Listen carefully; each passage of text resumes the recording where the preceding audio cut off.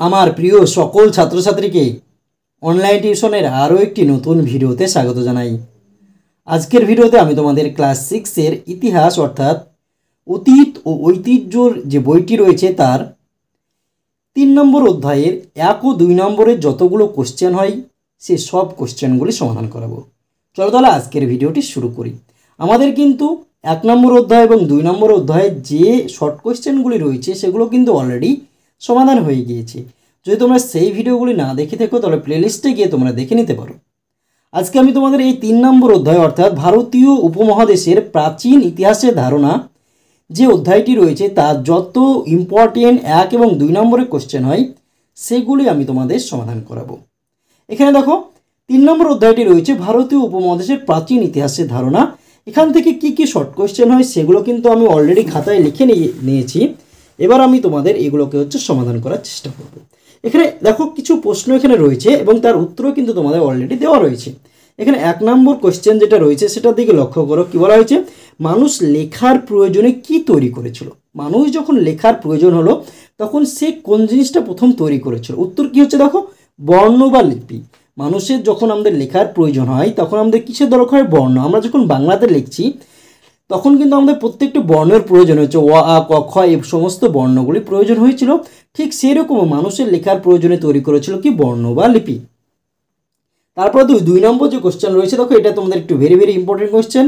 কি বলা হচ্ছে? কে কত খ্রিস্টাব্দে মেহেরগড় সভ্যতা আবিষ্কার করেন এবং তাকে কে সাহায্য করেছিলেন? এই যে আমাদের মেহেরগড় সভ্যতা রয়েছে সেই সভ্যতাটা কে কত সালে আবিষ্কার করেছিল? দেখো 1974 সালে ফরাসি প্রত্নতাত্ত্বিক জ্যা ফ্রাঁসোয়া জারেজ মেহেরগড় সভ্যতা আবিষ্কার করেন। তাহলে মেহেরগড় সভ্যতা আবিষ্কার কে করেন? জ্যা ফ্রাঁসোয়া জারেজ। কত সালে? 1974 সালে। এবং তাকে সাহায্য করেন কে? দেখো রিচার্ড মেডো। তাকে সাহায্য কে করেছিল? Richard meadow. তাই এই কোশ্চেনটা কিন্তু তোমরা একটু ভালো করে মনে রাখবে। 3 নম্বর কোশ্চেন দেখো, মেহেরগড় সভ্যতা কোথায় অবস্থিত? অ্যান্সার কি হচ্ছে দেখো, বর্তমানে পাকিস্তানের বেলুচিস্তান প্রদেশে মেহেরগড় সভ্যতা অবস্থিত। তাহলে মেহেরগড় সভ্যতা কোথায় অবস্থিত? বর্তমান হচ্ছে পাকিস্তানের বেলুচিস্তানে মেহেরগড় সভ্যতা অবস্থিত। তারপর দেখো 4 নম্বর কোশ্চেন কি বলা হচ্ছে, মেহেরগড় সভ্যতা কোন গিরিপথের কাছে অবস্থিত? অ্যান্সার কি দেখো, মেহেরগড় সভ্যতা হচ্ছে বোলান গিরিপথের কাছে অবস্থিত। হয়ে গেল 4 নম্বর কোশ্চেন। এবার আমরা দেখে নেব নেক্সট কোশ্চেন। কি বলা হচ্ছে দেখো 5 নম্বর, মেহেরগড় সভ্যতা কোন যুগের সভ্যতা? এটাও তোমাদের একটু ভালো কোশ্চেন, তোমরা একটু ভালো করে মনে রাখার চেষ্টা করবে। দেখো কি বলা হচ্ছে, মেহেরগড় সভ্যতা হচ্ছে তামা পাথরের যুগের সভ্যতা। মেহেরগড় সভ্যতা কোন যুগের সভ্যতা? তামা ও পাথরের যুগের সভ্যতা। তারপর দেখো কি বলা হচ্ছে 6 নম্বর কোশ্চেন, মেহেরগড় সভ্যতার পুরনো পর্যায়ে সেখানকার মানুষ কি ফসল ফলাতো জানতো এবং কি গৃহপালিত পশু ছিল? কি বলছে? মেহেরগড় সভ্যতার পুরনো পর্যায়ে মানুষ কি ফসল ফলাতে পারতো এবং তারা কি পশু গৃহপালিত পশু তাদের ছিল সেটা তোমাকে এখানে জানতে চাওয়া হয়েছে। তাহলে মেহেরগড় সভ্যতার পুরনো পর্যায়ে সেখানকার মানুষ কি ফসল ফলাতো? গম, যব ফলাতে পারতো। তাছাড়া গৃহপালিত পশু হিসেবে ছিল কি দেখো, ছাগল, ভেড়া এবং কুজলা ষাঁড়। দেখো নেক্সট কোয়েশ্চেন 7 নম্বর, পৃথিবীর সবচেয়ে পুরনো কার্পাস চাষের নমুনা কোথায় পাওয়া গেছে? পৃথিবীর সবচেয়ে পুরনো কার্পাস চাষের নমুনা পাওয়া গেছে দেখো মেহেরগড় সভ্যতায়। তাহলে দেখো ভিডিওটি যদি তোমাদের ভালো লাগে তাহলে অবশ্যই ভিডিওটিতে একটি লাইক করে দিও এবং তোমার বন্ধুদের মধ্যে শেয়ার করো। এবং চ্যানেলটিতে যদি নতুন হয়ে থাকো তাহলে অবশ্যই আমাদের এই চ্যানেলটিকে সাবস্ক্রাইব করে আমাদের পাশে থেকো এই ধরনের নিত্য নতুন সুন্দর ভিডিও পাওয়ার জন্য। দেখো এরপর হচ্ছে নেক্সট কোশ্চেন। দেখো এই কোশ্চেনটা তোমাদের ইম্পর্টেন্ট, তোমরা একটু ভালো করে মনে রাখবে।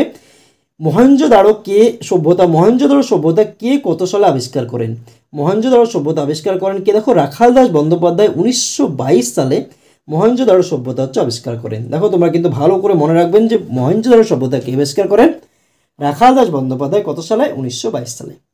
তারপর দেখো হরপ্পা সভ্যতা কে কত সালে আবিষ্কার করে? এটাও এই যে দুটো কোশ্চেন রয়েছে 8 আর 9 তোমাদের ভেরি ইম্পর্টেন্ট। কি বলা হচ্ছে, হরপ্পা সভ্যতা কে কত সালে আবিষ্কার করেন?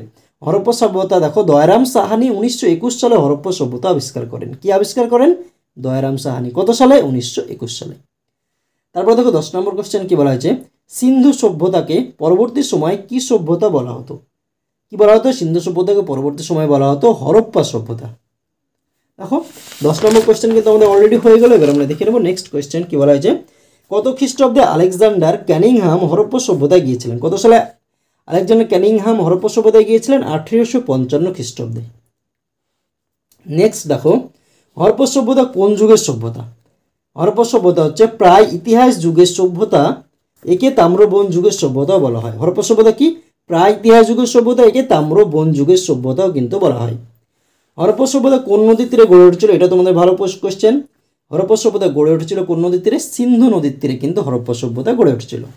তারপরে দেখো, হরপ্পা সভ্যতার মানুষ কোন কোন ধাতুর ব্যবহার জানতো? হরপ্পা সভ্যতার মানুষ জানতো কি? তামা ও ব্রোঞ্জ ধাতুর ব্যবহার কিন্তু তারা জানতো। তারপরে দেখো, হরপ্পা সভ্যতার মানুষ কোন ধাতুর ব্যবহার জানতো না? হরপ্পা সভ্যতা যখন আমাদের এসেছে তখনকার মানুষ কোন ধাতুটা ব্যবহার করতে জানতো না? তখন হচ্ছে লোহার ব্যবহার কিন্তু তারা জানতো না। তারপরে দেখো নেক্সট, হরপ্পা সভ্যতার সময়কাল লেখো। হরপ্পা সভ্যতা কত সাল থেকে কত সাল পর্যন্ত ছিল? হরপ্পা সভ্যতা মোটামুটিভাবে খ্রিস্টপূর্ব অর্থাৎ যীশু খ্রিস্টের জন্মের আগে 3000 থেকে খ্রিস্টপূর্ব 1500 অব্দ পর্যন্ত। তারপরে দেখো 17 নম্বর কোশ্চেনে কি বলা হয়েছে? হরপ্পা সভ্যতা কতটা জায়গা জুড়ে ছড়িয়েছিল?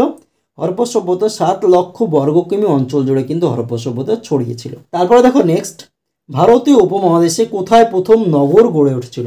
ভারতীয় উপমহাদেশে প্রথম নগর কোথায় গড়ে উঠেছিল? হরপ্পাতে। তারপর দেখো 19 নম্বর কোশ্চেন, হরপ্পা সভ্যতায় বাড়িঘরগুলি কি দিয়ে তৈরি হতো? হরপ্পা সভ্যতায় বাড়িঘরগুলি তৈরি হতো পোড়া ইট দিয়ে।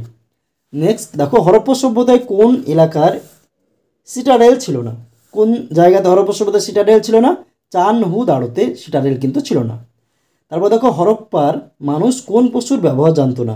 হরপ্পার মানুষ ঘোড়ার ব্যবহার জানতো না। 22 নম্বর কোশ্চেন দেখো, হরপ্পা সভ্যতার মানুষ কি প্রকার বস্ত্র ব্যবহার করত? হরপ্পা সভ্যতার মানুষ কি প্রকার বস্ত্র ব্যবহার করত? সুতি ও পশমের বস্ত্র কিন্তু তারা ব্যবহার করত। নেক্সট দেখো, হরপ্পা সভ্যতার কয়টি সিলমোহর পাওয়া গেছে মেসোপটেমিয়াতে? তাহলে হরপ্পা সভ্যতায় কয়টি সিলমোহর পাওয়া গেছে? যেটা মেসোপটেমিয়াতে পাওয়া গেছে কয়টি সভ্যতা দেখো সিলমোহর? 23টি সিলমোহর কিন্তু পাওয়া গিয়েছে। তারপরে দেখো নেক্সট, হরপ্পার সিলমোহরে কিসের ছাপ পাওয়া গেছে? হরপ্পার সিলমোহরে কিসের ছাপ ছিল? আমাদের ষাঁড়ের কিন্তু ছাপ ছিল। লোথাল শব্দের অর্থ কি? এটা তোমাদের ভালো কোয়েশ্চেন। লোথাল শব্দের অর্থ হচ্ছে মৃতের স্থান। কি? লোথাল শব্দের অর্থ মৃতের স্থান। গুজরাটি ভাষায় লোথ ও থল থেকে লোথাল এসেছে। তাহলে লোথাল শব্দটি কোন কোন শব্দ থেকে এসেছে? লোথ এবং থল থেকে কিন্তু লোথাল শব্দটি এসেছে, যার অর্থ হচ্ছে মৃতের স্থান। তাই তো কোন লিপির পাঠোদ্ধার সম্ভব হয়নি? হরপ্পা লিপির কিন্তু পাঠোদ্ধার কিন্তু সম্ভব হয়নি, অর্থাৎ হরপ্পা লিপির যে পাঠ করা কিন্তু আমাদের এখনো পর্যন্ত সম্ভব হয়নি। হরপ্পা সভ্যতার লিপি কিভাবে লেখা হতো? ডান দিক থেকে বাম দিকে কিন্তু লেখা হতো। কি? হরপ্পা সভ্যতার লিপি হচ্ছে ডান দিক থেকে বাম দিকে আমাদের কিন্তু লেখা হতো। আমরা কি বাম দিক থেকে ডান দিকে লিখি, কিন্তু হরপ্পা সভ্যতা কি ডান দিক থেকে শুরু হতো, বাম দিকে কিন্তু লেখা হতো। কোন ভাষাগুলির সঙ্গে হরপ্পার ভাষার মিল ছিল? কোন ভাষাগুলির সঙ্গে? দ্রাবিড় ভাষাগুলির সঙ্গে কিন্তু হরপ্পা সভ্যতার মিল ছিল। তারপর দেখো নেক্সট, কোন সময় থেকে হরপ্পা সভ্যতার অস্তিত্ব হারিয়ে যেতে থাকে? খ্রিস্টপূর্ব 1750 অব্দের পরে কিন্তু হরপ্পা সভ্যতার অস্তিত্ব হারিয়ে যেতে থাকে। তারপরে দেখো নেক্সট, হরপ্পা সভ্যতার সাথে কোন পথে মেসোপটেমিয়ার বাণিজ্যিক যোগাযোগ ছিল? হরপ্পা সভ্যতার সাথে মেসোপটেমিয়ার বাণিজ্যিক যোগাযোগ ছিল কোন পথে? জলপথে ছিল। হরপ্পা সভ্যতায় গাড়ি টানার কাজে কোন পশুর ব্যবহার বেশি হতো? গাড়ি টানার কাজে কোন পশুর ব্যবহার হতো? বলদের ব্যবহার কিন্তু বেশি হতো। নেক্সট, মেহেরগড়ের সব থেকে পুরনো পর্যায়ের সময়কাল কত? খ্রিস্টপূর্ব 7000 থেকে খ্রিস্টপূর্ব 5000 অব্দ পর্যন্ত কিন্তু মেহেরগড় সভ্যতা সবচেয়ে পুরনো পর্যায়ের সময়কাল। তারপরে দেখো, হরপ্পা সভ্যতার দুটি বন্দর কেন্দ্রের নাম লেখো।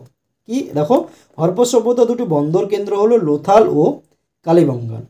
তারপরে দেখো কি বলা হয়েছে, হরপ্পা সভ্যতার মাটির পাত্রগুলি কি নামে পরিচিত ছিল? হরপ্পা সভ্যতার মাটির পাত্রগুলি কি নামে পরিচিত ছিল? দেখো, লাল কালো মাটির পাত্র। তারপর দেখো, মহেঞ্জোদারো স্নানাগার সম্পর্কে টিকা লেখো। এটা দেখো 2 নম্বরের কোশ্চেন। এই যে কোশ্চেনটা তোমাদের খুব সুন্দরভাবে বইয়ে দেওয়া রয়েছে, দেখো 36 নম্বর পেজে, তোমরা এখান থেকে একটু পড়ে নেবে। দেখো আমি তোমাদের দেখিয়ে দিচ্ছি। 36 নম্বর পেজ যদি আমরা বই বের করি, কি বলা হয়েছে? হরপ্পা সভ্যতার স্নানাগার। দেখো 36 নম্বর পেজ আমাদের, দেখো এখানে টুকরো কথা রয়েছে, হরপ্পা সভ্যতার স্নানাগার। তোমরা কিন্তু এইটুকু মুখস্থ করবে। কি বলা হয়েছে? দেখো, স্নানাগার হলো স্নান করার জায়গা। এমনই একটি স্নানাগারের খোঁজ পাওয়া গেছে মহেঞ্জোদারোতে। কোথায়? মহেঞ্জোদারোতে। সেটি লম্বায় কত ছিল? 180 ফুট ও চওড়ায় 108 ফুট। তাহলে যে স্নানাগার হচ্ছে, স্নানাগারটাকে স্নান করার জায়গা, যেটা কোথায় পাওয়া গেছে এরকম একটি স্নানাগার হচ্ছে মহেঞ্জোদারোতে, যেটি লম্বায় ছিল এরকম লম্বা বরাবর কি ছিল? দেখো 180 ফুট লম্বাতে ছিল, চওড়াতে ছিল কি? দেখো লম্বাতে আমাদের ছিল 180 আর চওড়াতে ছিল 108 ফুট। তার চারিদিকে 8 ফুট উঁচু ইটের দেওয়াল দিয়ে ঘেরা। তার চারিদিকে কি ছিল? 8 ফুট উঁচু ইটের দেওয়াল দিয়ে কিন্তু ঘেরা ছিল। তার চারিদিকটা কি ছিল? দেখো 8 ফুট উঁচু দেওয়াল দিয়ে ঘেরা ছিল। এর মাঝামাঝি অংশে একটি বড় জলাশয় ছিল। এর মাঝে কি ছিল? একটি বড় জলাশয়। জলাশয়টিতে বাইরে জল ঢোকা বন্ধ করা হয়েছিল। এর মাঝে কি ছিল? একটি জলাশয় যেখানে বাইরে জল ঢোকা সম্পূর্ণভাবে বন্ধ করা হয়েছিল। আবার অতিরিক্ত জল বার করে দেওয়াও যেত। আবার যদি কোনো সময় ওই জলাশয়ে অতিরিক্ত জল হতো সেটাকেও বের করে দেওয়ার ব্যবস্থা ছিল। জল পরিষ্কার করার ব্যবস্থাও ছিল, জল পরিষ্কার ব্যবস্থাও কিন্তু ছিল। তাহলে মহেঞ্জোদারো স্নানাগার যদি তোমাকে টিকা লিখতে বলা হয় তাহলে কিন্তু আমরা এইটুকু লিখবো, তাহলে কিন্তু আমাদের কমপ্লিট হয়ে যাবে। তাহলে দেখো 35 নম্বর যে কোয়েশ্চেনটা ছিল সেটা কিন্তু আমাদের অলরেডি হয়ে গেল। এবার আমরা দেখে নেব নেক্সট কোয়েশ্চেন কী বলা হয়েছে। দেখো 36 নম্বর বলছে হরপ্পা সভ্যতার সিলমোহর। দেখো এটাও তোমাদের 39 নম্বর পেজে কিন্তু তোমাদের সুন্দরভাবে দেওয়া রয়েছে হরপ্পা সভ্যতার সিলমোহর যেটা রয়েছে। দেখো তোমরা এই যে হরপ্পা সভ্যতার সিলমোহর যেটা রয়েছে সেটা কিন্তু তোমরা এখানে একটু মুখস্থ করে নেবে। কী বলা হয়েছে দেখো, হরপ্পা সভ্যতার প্রত্নতাত্ত্বিকরা অনেক সিলমোহর পেয়েছেন। কি হরপ্পা সভ্যতা অনেকগুলো সিলমোহর তিনারা কিন্তু পেয়েছেন। সিলমোহরগুলিতে নানা লিপি ও প্রতীক চিহ্ন খোদাই করা হতো। নানা লিপি ও প্রতীক চিহ্ন, বিভিন্ন ধরনের বর্ণ এবং বিভিন্ন ধরনের চিহ্ন কিন্তু খোদাই করা হতো। বেশিরভাগ হরপ্পীয় সিলমোহর এক ধরনের নরম পাথর কেটে তৈরি। বেশিরভাগ হরপ্পার যে সিলমোহরগুলো সেটা কীভাবে তৈরি করা হতো? নরম পাথর কেটে কিন্তু তৈরি করা হতো। বেশিরভাগ সিলমোহর একটি উল্টো নকশা খোদাই করা হতো। বেশিরভাগ সিলমোহরে কি উল্টো করে নকশা কিন্তু খোদাই করা ছিল। নকশাটি সাধারণত কোনো না কোনো জীবজন্তুর, এই যে নকশাটি তৈরি করা হতো সেটা কি কোনো না কোনো জীবজন্তুর কিন্তু নকশা ছিল। তার সঙ্গে এক্সারি লিপি খোদাই করা থাকতো। এই যে জীবজন্তু নকশা ছিল তার সঙ্গে দেখো এখানে জীবজন্তু নকশা রয়েছে, তার সঙ্গে কিছু লেখাও কিন্তু থাকতো। ভিজে কাদামাটিতে ওই সিলমোহরটা ছাপ দিলে তা সোজা হয়ে পড়তো। ভিজে কাদামাটিতে যদি তোমরা ওটাকে ছাপ দিয়ে দাও সেটা কি হয়ে যেত? সোজা হয়ে যেত। দেখো খুব ইন্টারেস্টিং।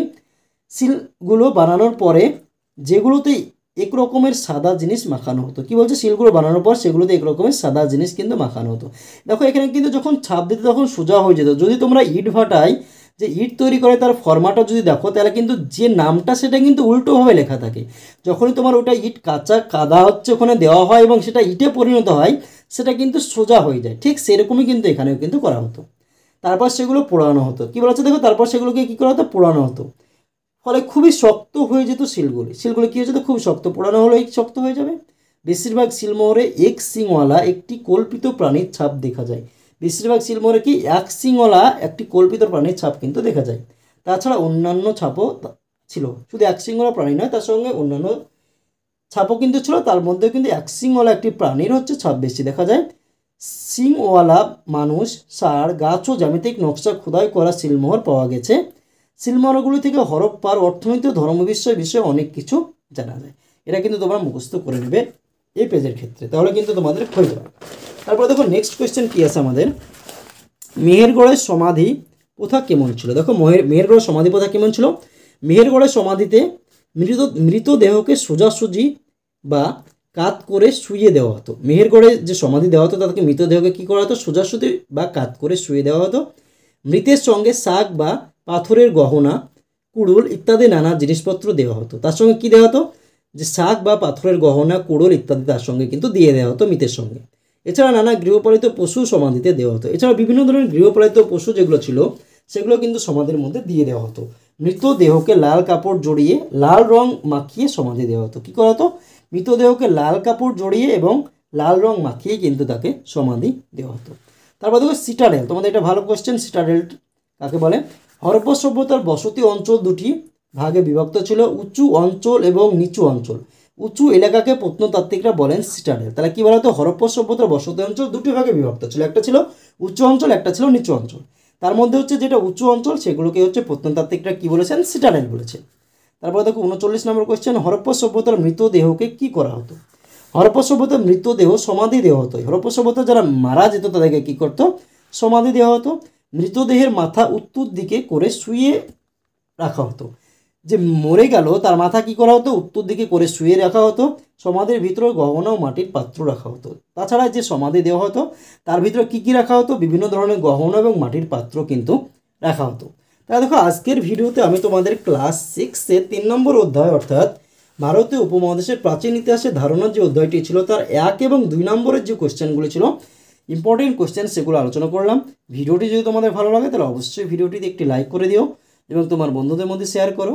এবং চ্যানেলটিতেও যদি নতুন হয়ে থাকো এবং চ্যানেলটি যদি এখনও সাবস্ক্রাইব করে না থাকো তাহলে অবশ্যই আমাদের এই চ্যানেলটিকে সাবস্ক্রাইব করে আমাদের পাশে থেকো। ধন্যবাদ।